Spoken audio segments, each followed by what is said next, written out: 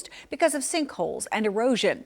Well, now the water has mostly receded. River Parks officials telling us that the East Bank trails are open. They say it will take some time before the West Bank is ready. And we want to remind you that orange cones and barricades are put out for your safety.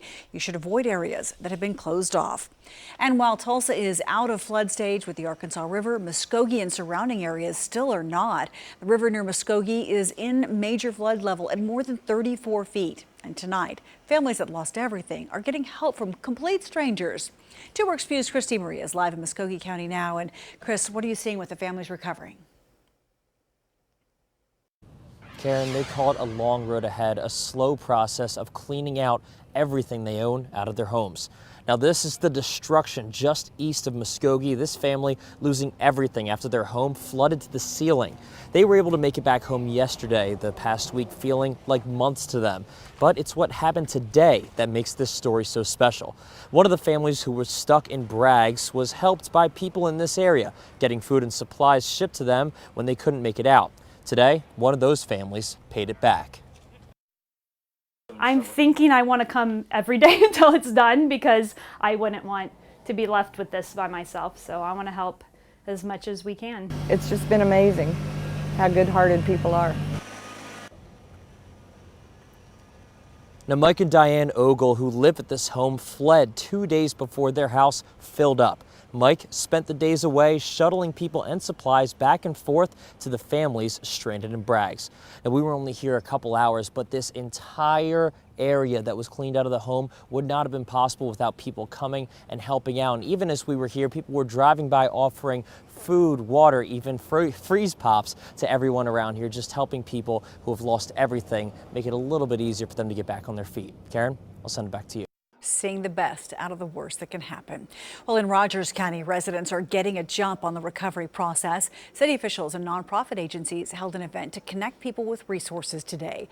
Their goal was to find out the top 10 needs that flood victims are facing, and storm victims too, and put them in contact with someone who could help. I have a personal friend who lost 300 head of cattle. I mean, that is completely wipes out your existence, really. So they're having to rebuild completely from the ground up. The event is going on until 7 tonight at the Rogers County building that's in front of the Claremore Expo Center. The Oklahoma Insurance Department and other state leaders are in Weber's Falls today inspecting flood damage. Residents there had water up to their roofs as well. 2 Works View's Jitsal Puente is there with their message for flood victims. Several people living here in Weber's Falls got a visit from the state insurance commissioner. The folks who live along the river got hit the hardest by the floods. And as you can see, the water levels are still high, covering most of the city park, although levels are starting to recede. Today, Insurance Commissioner Glenn Mulready, along with other local and state leaders, toured the affected area. Their first stop was Marlene and Andy Paul's home that you saw yesterday on 2 Works for You. They lost their retirement house to several feet of water that's now covered in mud. The commissioner says the damage here in Weber's Falls is some of the worst he's seen from the flooding. He wants to let people know that there are resources available, even if you don't have insurance for this type of disaster. They don't have flood insurance. They may think there's no insurance claim, but for the emergency management purposes, we need that reported in to damage.ok.gov or 211 by calling that in. The Muskogee County Emergency Management Director and representatives from Districts 14 and 15 were also on the tour to talk to families. The director says based on their assessments the past 2 weeks, there are more than 2,000 people affected from flooding just in Muskogee County alone. Officials say homeowners who are in the process of cleaning up to be very cautious before going inside any flooded areas. A big problem being reported right now are snakes and other pests inside homes. Reporting in Weber's Falls, Jitsal Puente, 2 Works for You. Thank you, Giselle. And down the river in Arkansas, people are flooded and bracing for more rain. The flood stage for the Arkansas River is hitting a new record there. Some people forced to evacuate, while others opted to fight off the rising waters with sandbags. But the forecast is calling for several more inches of rain before Friday. It makes tears come to your eyes to think about what's going to happen to a lot of the good neighbors and possibly to us. And it's already happened to 5 or 6 neighbors down to the other end. I mean, they're inundated. It's in their house. It's hard to see, isn't it? The river in Arkansas near Little Rock is at 29 feet, putting it in major flood stage.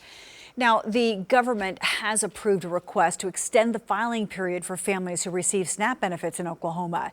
If your groceries were ruined in the recent storms, the Oklahoma Department of Health says you can ask for a replacement of your benefits. You will have until June 28th to file that request. And the Tulsa County Sheriff's Office is issuing a new warning tonight for flood-affected residents and the risk of scammers. The Sheriff's Office says it has received reports about out-of-state contractors hovering around flood-affected neighborhoods. Officials say you really need to research every business before hiring anyone. If you're uncertain, you can always ask for identification to be sure that the contractors are licensed and certified. Make sure that you're dealing with somebody reputable, trusted, licensed, bonded, and for that information, start with your insurance company or with the Oklahoma Department of Insurance. The Sheriff's Office also says research can help you make sure that you're getting the appropriate service for an affordable price. 2 cares for the community, and we're trying to help those who have lost their homes and cars to the disastrous flooding across our state. We're asking you to call 918-748-1432 and donate. Just $10 provides a hot meal and snacks for one person. We'll be answering phones until 6:30 tonight. Also tonight, Okmulgee police are looking for a driver suspected in a hit-and-run crash. Police tell us they responded to First in Oklahoma after 1 this morning for a woman who was in the road screaming and injured. Investigators say they believe that she was hit by a vehicle. If you were in the area before 1:40 this morning and you saw anything, police there are asking you to call them. A man is in jail tonight. He's accused of killing a Stillwater woman and dumping her body in a river. The OSBI says that Earl Oswald killed Chelsea Chafin on May 26th and then dumped her body into the Cimarron River the next day. Investigators say that Chafin moved into a home belonging to Oswald on May 24th. They say the two also worked together. Officials say they have not yet found Chafin's body. A soapy explosion sends an Elk City man searching for answers after his LG washing machine blew up in the middle of a spin cycle. Jack Hammond says he was using his washer like he would on any other day, but shortly afterward, he says that he heard a loud boom coming from the laundry room and came back to find the lid twisted off and the body of the machine distorted. After that happened, I searched just a washer blowing up, and on the Google results, we ended up having one from 2017 was a LG washer that looked almost identical to it with the same direct drive motor. But that was the only case that he could find. An LG representative is supposed to stop by Hammond's home sometime this week to try and figure out what could have caused this problem. Well, despite soggy trails and closed roads, Tulsa Tough will go on. This year's new and rather timely theme. And the American Cancer Society says 22,000 women will be diagnosed with ovarian cancer this year. Why survivors say it's so important to raise awareness. We're also taking donations right now for all of those affected by storms and flooding in Green Country. The number to call, 918-748-1432. Phone lines will be open until 6:30. 2 cares for the community. So we partner with the American Red Cross to help those neighbors of ours who are affected by the storms and the flooding. Jan Hale with the American Red Cross joins me now. And Jan, this is a really tough time for a lot of families. It absolutely is. And thank you to you and to your viewers for helping us make sure we can help Oklahomans. What's the best way we can help? You know, there's 3 ways you can help the Red Cross. You can give your time. And we've got about 250 boots on the ground right now. You can give your blood. You know, we always need blood. But today we're here to talk about giving your financial gifts. So sometimes people say, well, I can only give $10. Where would that money go? Well, you know, there's whatever the amount is that you want to give, there is something that the Red Cross can use. We can use that money. You know, if you just have $20 to give, that's enough for a blanket and a snack and a cleaning kit for one person.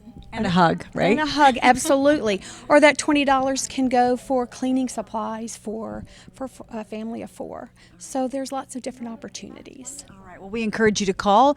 Donate while you can. 918-748-1432. The phone lines and the volunteers from the Red Cross and the staff here will be here until 6:30 tonight.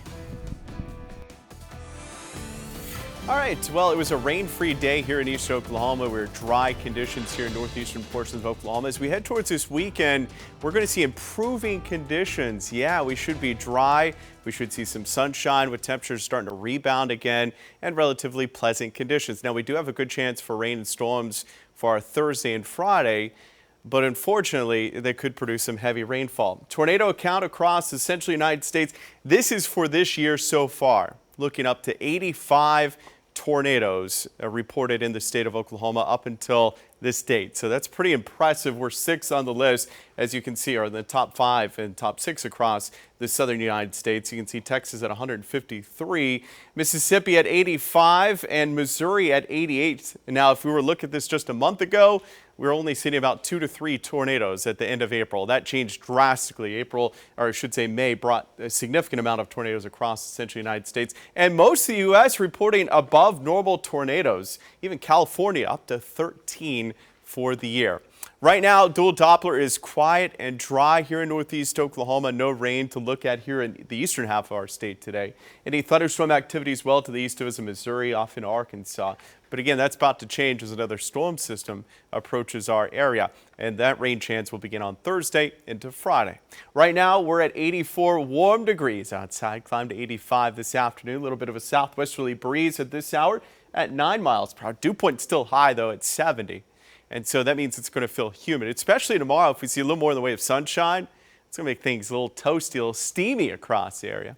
As we see temperatures start out in the 60s to start our Wednesday morning, 81 degrees for lunchtime, and then by 5 o'clock, 89 degrees. Can't rule out a stray shower, isolated thunderstorm tomorrow, but chances for rain on your Wednesday are going to be relatively low, but it's going to be warm and humid, though. The chances for storms really increase, though, as we head towards our Thursday. 70% chance for showers and storms, 60% chance on our Friday.